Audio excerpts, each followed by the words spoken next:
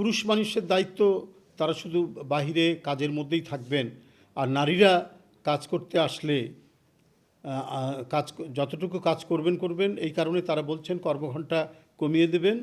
আর কারণ তাদের সন্তান লালন পালন করতে হয়। সন্তান লালন পালনে কি পুরুষের কোনো দায়িত্ব নেই?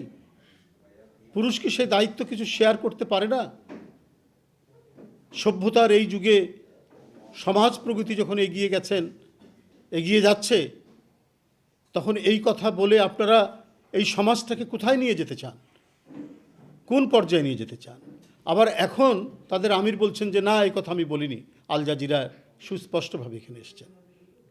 তাহলে নারীর যে অধিকার, আমাদের এখন যে সংবিধান, এর মধ্যেও আছে যে শেখ হাসিনা এটাকে এত কাটাছেঁড়া করেছে, তার নিজের মতো স্বৈরতন্ত্র ফ্যাসিবাদ কায়েমের পরেও যতটুকু অধিকারের যে কথাটি আছে, সেখানে মানুষের নাগরিক অধিকার নিয়ে সংবিধানে তাদের মৌলিক অধিকারের যে নিশ্চিত করা দরকার, সে কথাটি রয়েছে। তাহলে কি সেটি থাকবে না আপনারা ক্ষমতায় আসলে? বা আমরা এই অধিকারগুলো আরও বাড়ানোর জন্য নারী পুরুষ ভেদে প্রত্যেকেরই মানুষের তাদের অধিকার আরও নিশ্চিত করার জন্য যে কথাগুলো এই গণতান্ত্রিক আন্দোলনে আমরা সবাই বলেছি, তাহলে সেটার কি কোনো মূল্য থাকবে না?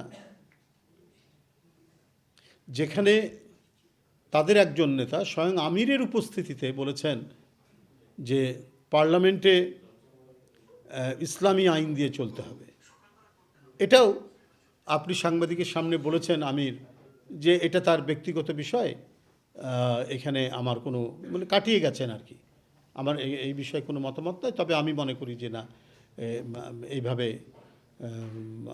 আমি এটার সাথে একমত নই, উনি বলেছেন। ঘুরিয়ে ফিরিয়ে বলেছেন আর কি নানাভাবে।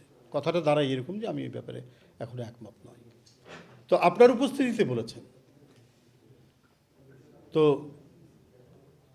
এই যদি ঘটনা হয়, তাহলে আপনারা রাজনীতি এবং সামনে নির্বাচনকে কেন্দ্র করে এখনও যে কথাগুলো বলছেন, সেখানে আপনারা নিজেরাই কোনো সুচিন্তিত একটি সিদ্ধান্তের কথা বলছেন না, বরং আপনারা আপনাদের পাতে ঝোল ঢালার জন্য যা কিছু করা দরকার সেই কাজগুলোই আপনারা করার চেষ্টা করছেন। এখানে সুস্পষ্টভাবে নারীর যে অধিকার নিশ্চিত করা, সেটাও কিন্তু ওই ইন্টারভিউতেও বেরিয়ে আসেনি। কারণ জামাতের কোনো নারী সেই সংগঠনের প্রধান হতে পারবেন না, এটা অবশ্য আমির খুব সুস্পষ্টভাবে বলেছেন। হয়তো সংসদ সদস্য হতে পারবেন, সব কিছু হতে পারবেন, কিন্তু প্রধান পদে যেতে পারবে না। অথচ বাংলাদেশের একটি রাজনৈতিক দল, বাংলাদেশ জাতীয়তাবাদী দল বিএনপি, তার প্রধান ছিলেন একজন নারী 44 বছর, এবং যে মহিলাটি ছিলেন অত্যন্ত ধর্মপরায়ণ একজন নারী, যিনি তার বক্তব্যের এবং কাজকর্মের শুরুতেই আল্লাহর নাম ছাড়া তিনি কাজ শুরু করতেন না। এবং তার নেতৃত্ব আজকে সুবেদিত, সারা বাংলাদেশে সুপ্রতিষ্ঠিত ছিল, অত্যন্ত জনপ্রিয় ছিলেন সেই নেত্রী। তার নাম বেগম খালেদা জিয়া। তার নেতৃত্বে এদেশের জনগণ, কোটি কোটি জনগণ বিএনপিকে বারবার ক্ষমতায় নিয়ে এসেছে, সমর্থন জানিয়েছে। তাহলে আজকে আপনারা নারীদের নিয়ে, নারীদের সম্পর্কে, তাদেরকে দিয়ে আপনারা ভোট চাওয়াচ্ছেন এবং তাদের কাছ থেকে ভোট চাচ্ছেন, আপনাদের নিজেদের মধ্যেই গলদ রয়েছে। আপনারা যদি কোনোভাবেই আপনাদের হাতে যদি ক্ষমতা আসে, এদেশে সবচাইতে বেশি বিপন্ন হবে নারীরা, তার কিছু প্রমাণ রয়েছে। কারণ আপনারা তাদের পরিপূর্ণ বিকাশ আপনারা চান না। তারা একটি রাজনৈতিক দলের নেতৃত্ব দিক, এটা আপনারা চান না। তারা একটি রাষ্ট্রের নেতৃত্ব দিক, এইটা আপনারা চান না।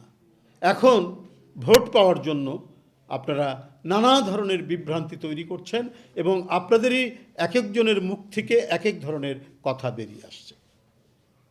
আর প্রতিপক্ষকে ঘায়েল করার জন্য এহেন শব্দ, বাজে শব্দ নেই, ইতর শ্রেণীর শব্দ নেই যেটা আপনারা ব্যবহার করছেন না।